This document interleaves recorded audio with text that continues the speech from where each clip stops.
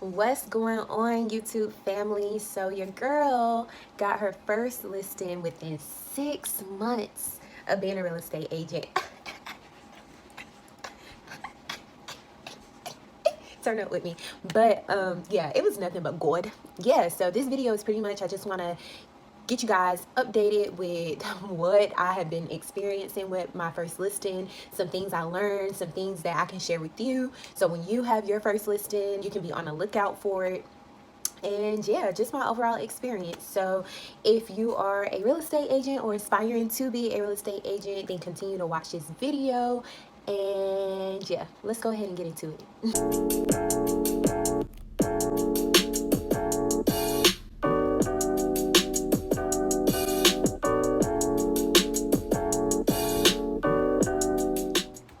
Okay, so my first listing, y'all, came from my mom. Yes, my mom. I would have never thought that she would be selling her home because she absolutely loves it, but some things happened and she was looking to sell. And who did she call? She called her daughter, period. Because why? Because I'm the best. No, but I'm really good at what I do. I can't sweat that, you know. Your girl just got started, but I'm good at what I do because I follow up and I come through. Oh, you like that rap, didn't you? But yeah, so she called me. We talked about kind of like what she needed to do and basically had like a consultation. I walked her through the steps, some things she kind of need to have done to have her home show ready for pictures and whatnot. And I'm actually going to show you guys some pictures. So I just did a random Google search. I love looking at reviews. You guys know that I am like a review guru, and I looked online just to see, you know, what real estate photographers were out there. And you do probably want to get a photographer that specializes in real estate photography, because there's some photographers that's really good at like landscape photography and like sunsets and beaches and all of that. Then you have people that are good at real estate photography, people who are good at wedding photography, who are good at like the what do you call it, you get what I'm saying. So yeah, I called up a guy in my area that was really good. I really loved his work. Shout out to him. He is like absolutely amazing. So when you have a listing, one thing that I didn't know that I learned through the process was that a lot of times real estate agents will pay for the photographer to come out to their seller's home. In some cases, they will pay for stager, like a home stager consultation for their seller. And what else do we typically pay for? I think that's it. Oh, an appraiser or somebody that is skilled to measure homes, because a lot of times real estate agents, we are responsible to make sure the home measurements are correct. If not, then that could be like major, because we're misrepresenting the square footage in the house. So you want to make sure that square footage is right. So a lot of times those are the three things that we will pay for our sellers.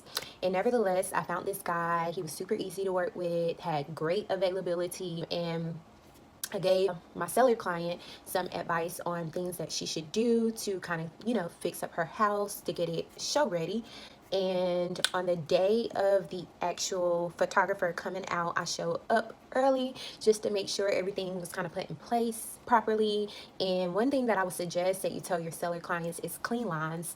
Less is more, less is better. It gives, you know, whatever buyers the visualization that they can actually live there and imagine themselves being in the home, with, you know, minimizing everything that the seller has going on. So the seller will want to remove like personal photos, just declutter, period. Like I made her clean off all the countertops. There was like little things in the living room. I was like, no, that gotta go.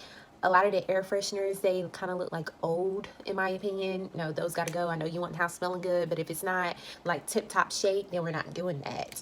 And give or take, like the house looked extremely nice. It is in good condition. And she can also decorate her butt off, so that paid a lot because the house looked nice based on her taste. Well, I think it looked nice. And so it wasn't much that we needed to do, but I just kind of went through to be like super nitpicky in terms of like how the blinds were even pulled down. So after doing all that, the photographer showed up, And photographers, a lot of times when they come to a seller client's house, they don't want you in a way, they don't want you like fixing up things as they go from room to room. So you need to make sure that all those things are already prepared to be shown. Like I know some photographers, they charge extra or they just snap as is because you're wasting their time. When they go out to this house, they expect to be in and they expect to be out. And if you're sitting there, like straightening up different things and doing a lot, doing the most, then that's taking away their time and they could have already been on the road to the next client. So he gave us a lot of pictures. He sent them within 24 hours, so we have received it next day via like a Dropbox link.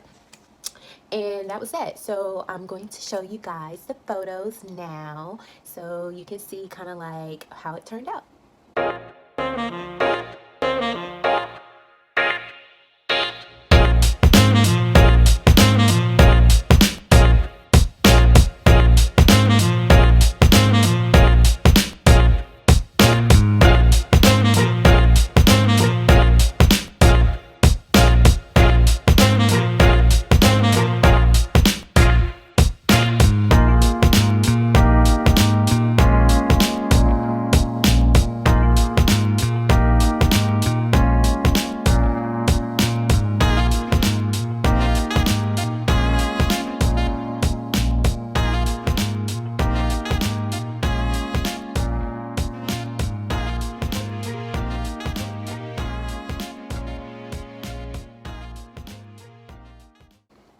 So tip number 2 that I have for y'all is know your contracts. When you go into that listing appointment, you don't want to read the contract verbatim because people can read. You want to elaborate on the contract. You want to provide examples. You want to add value. You want to add things that you have seen before that you should make the seller client aware of. So that was one thing that I probably could have did a little bit better on. So in North Carolina, you have your exclusive right to sell listing agreement, which gives you as a real estate agent the permission to sell this client's house, and it go over, oh my gosh, I got a text. But it go over the sorry guys, I'm still dealing with things with this listing right now, so I'm having like contractors like reach out to me via text, and so I'm like looking at my phone like, what did they say? But pretty much it goes over the responsibilities of myself as a real estate agent and then the seller client. You have the mineral oil and gas right disclosure statement that basically asks the seller, do they plan to take any minerals or gas or oil from the property. We have the property ownership disclosure, which goes over pretty much like facts about the seller's property and if they know of any pretty much like latent defects to the property or things that might be wrong with the property that should be disclosed to the buyer, or they can choose no representation. But as real estate agents, if we know of things that could affect the property's value, we must disclose, regardless of the fact if the seller wants to disclose or not. And then we also go over the owners association disclosure, which is pretty much like a homeowners association disclosure to let buyers know that a HOA exists. So these are like some of the contracts that we went over, as well as like the working with real estate agents brochure that is pretty much standard in any real estate transaction.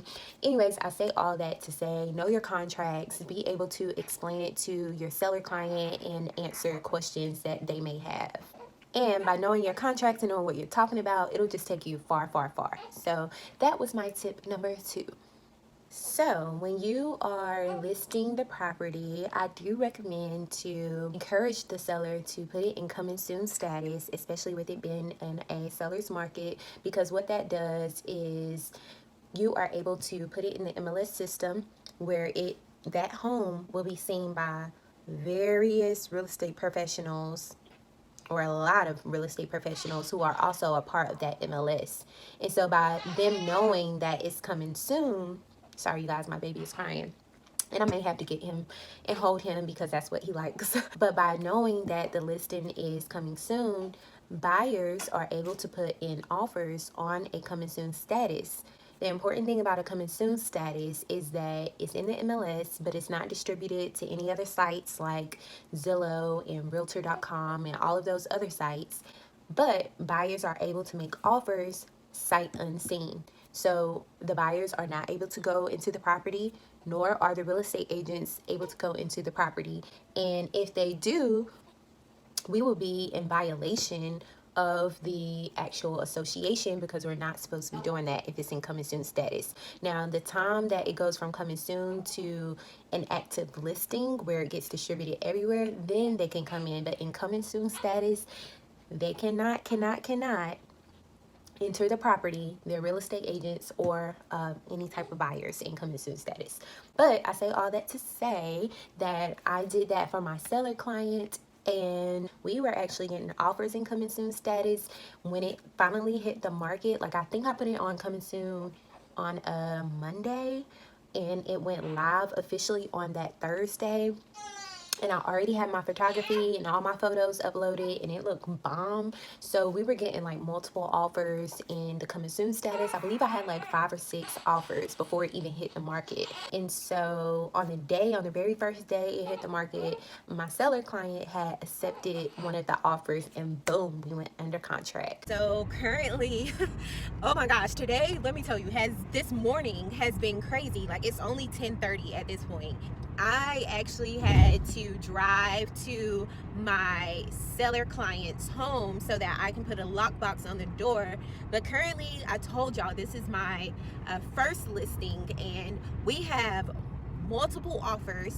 We had a few offers to come through in the coming soon status, and then when the home went live this morning, we had 4 showing appointments and 1 call-in to see the house in person.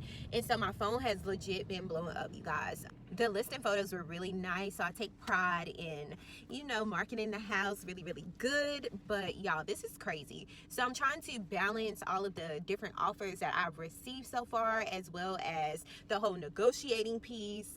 And right now, like I said, I'm in transit, so I'm trying to get to my computer as soon as possible to just kind of like make sense of everything. But yeah, it's cray. But I love it though. I am enjoying this. Like, yes, let the cats come out. Rawr. Yeah, I'm super excited, and as you can see, I have a whole look going on today. The vibes, dress for success. So that is kind of like what I've learned from my first listing so far, between like photography, and having the home measured. Make sure you guys get the home measured, because you can be at fault at a real estate agent if you misrepresent the square footage. And basically what that is saying that if the house is 1,000 square feet and you say that the house is 1,700 square feet, that's misrepresenting the square footage. And both the buyer's agent and the listing agent can be held responsible for that. So square footage, have somebody measure the house that is reputable. Photography, I talked about. What else? Coming soon status was really good for me, and knowing your contracts. So that's like my little tips so far, and I'll try to record another video if that's something that you guys are interested in after we get through the due diligence process, which is pretty much like the inspection period. So a buyer can back out in the due diligence period and get their earnest money back, but they cannot get their due diligence money back. And then after the due diligence period, that's usually when it flows smoothly, and then we finally get to closing. So we'll see. I'll keep you guys updated on kind of like what ends up happening. And for now, that's all I got to say. Bye. What are you doing? Tell the people bye. Say bye. Look at him. Say bye, everybody. He's asleep. You do all that whining and crying just for me to hold him and be asleep. Yes, I'm talking about you. I'm talking about you. So yeah, I'll see you guys later.